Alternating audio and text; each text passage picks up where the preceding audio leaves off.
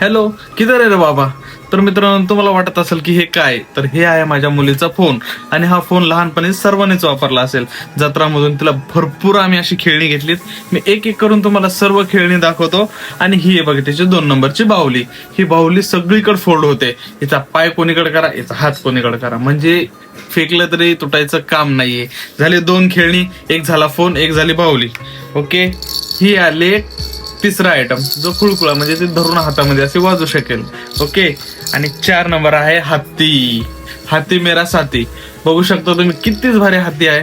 आणि हा भेटलाय आम्हाला जत्रेमधून. तुम्ही तर बघितलं असेल पहिल्या व्हिडिओमध्ये की जत्रा आम्ही फिरायला गेलो होतो प्रणवीला घेऊन. झाले किती, 4 झाले टोटल.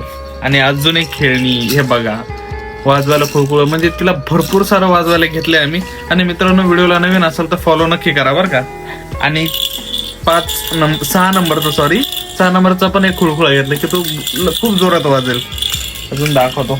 आणि आम्ही घेतलाय ससा पण पाळलाय बरं का आम्ही. आता आमच्या घरात ससा पण आलेला आहे. हे बघा, आमच्या घरातला ससा. तर मित्रांनो, कसा वाटला ससा तुम्हाला, प्लीज आम्हाला कमेंट मध्ये सांगा. ओके, 7 झाले. आणि मोठी झाल्यावर तिला दाखवायची पर्स.